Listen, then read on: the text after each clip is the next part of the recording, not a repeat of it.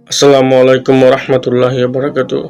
প্রিয় দেশবাসী, আপনারা জানেন যে গত বৃহস্পতিবার রাত্রে ইনকিলাব মঞ্চের মুখপাত্র ঢাকা ৮ আসনের স্বতন্ত্র প্রার্থী শরীফ ওসমান হাদী ভাই ইন্তেকাল করিয়াছেন।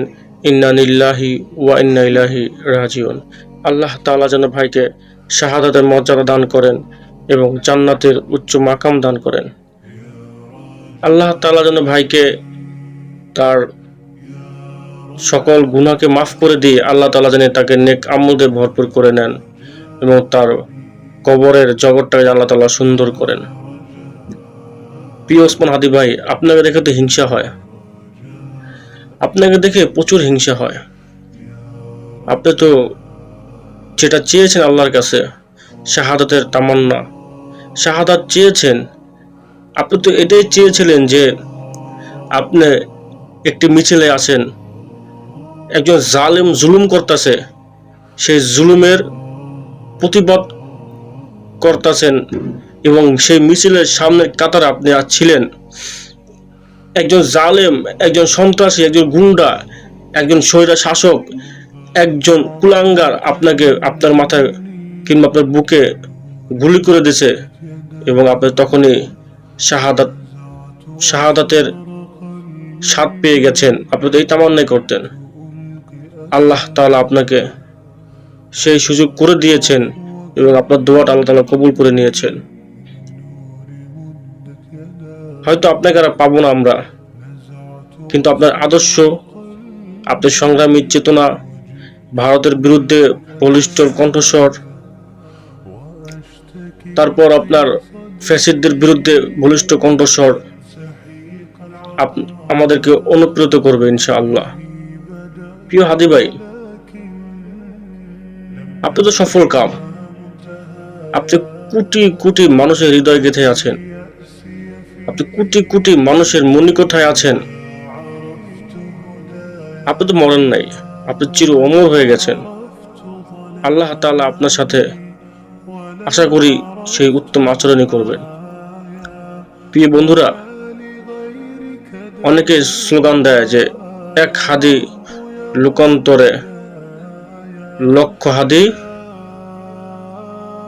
জেগে উঠবে, এরকম একটা স্লোগান দেয়। আমরা বলি হাদী একজনই হয়, হাদী লক্ষ লক্ষ হয় না। আল্লামা দিলওয়ার হোসেন সাঈদী একজনই হয়, দিলওয়ার হোসেন সাঈদী লক্ষ লক্ষ হয় না। আল্লামা জুনায়েদ বাবুনগরী রাহমাতুল্লাহ একজনই হয়, লক্ষ লক্ষ জুনায়েদ বাবুনগরী হয় না। প্রিয় বন্ধুরা, হাদী, আবু সাইদ, মুগ্ধ, আবরা, ফাত একজনই। আমাদের এই সংগ্রাম শেষ হয় নাই, তাদের রক্তের উপর দাঁড়িয়ে এই সংগ্রাম চলবে।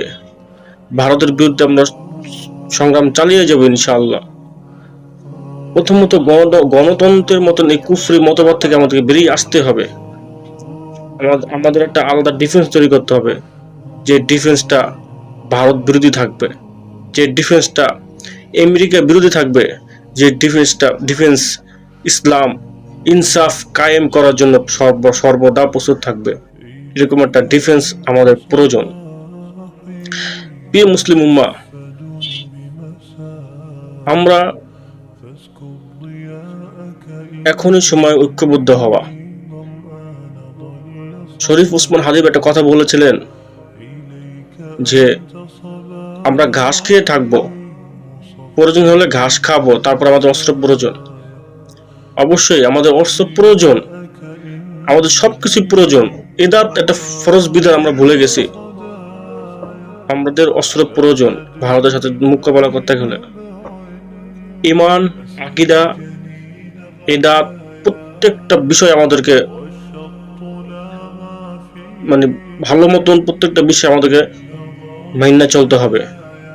শুধু আপনি নামাজ, রোজা, হজ, যাকাত করবেন, আপনার ট্রেনিং প্রাপ্ত থাকবেন না, ডিফেন্স করার জন্য কিছু থাকবে না, সেটা হয় না। আচ্ছা, যদি শরীফ ওসমান হাদী ভাইয়ের সাথে তিনি যদি তার সিকিউরিটি থাকতো কিংবা কোনো কিছু থাকতো, তাহলে এই অনাকাঙ্ক্ষিত ঘটনা আজকে ঘটে না। আমরা চাই আগামীর বাংলাদেশ সুন্দর হোক, ইনসাফ ভিত্তিক রাষ্ট্র কায়েম হোক এবং আল্লাহ তাআলা জানি এই শরীফ ওসমান ভাইয়ের হত্যাকারীদের বিচার করেন। এই দোয়াও করি। প্রিয় ভাইরা, আজকে যারা এই উপদেশটা হয়ে বসে আছে সব কটা হচ্ছে ভারতের দালাল, সব কটা প্রথম আলো ডেইলি স্টার দালাল, সব কটা তাগুত। যদি তাই না হতো, কিভাবে একজন মানুষকে দিবলোকে হত্যা করে মোটরসাইকেল দিয়ে পালিয়ে যায়? প্রশাসন জানে না, ডিজিএফআই জানে না, উপদেষ্টারা জানে না, কি কেন তারা জানবে না? আজকে মরছে শরীফ ওসমান হাদি ভাই, কাল মরবে হাসনাত, তারপরে একে একে সিরিয়াল সবাই আসবে। তাই বলি, এখনই আপনারা সজাগ থাকুন, এই ভারতের আধিপত্যের বিরুদ্ধে মোকাবেলা করুন। অস্ত্র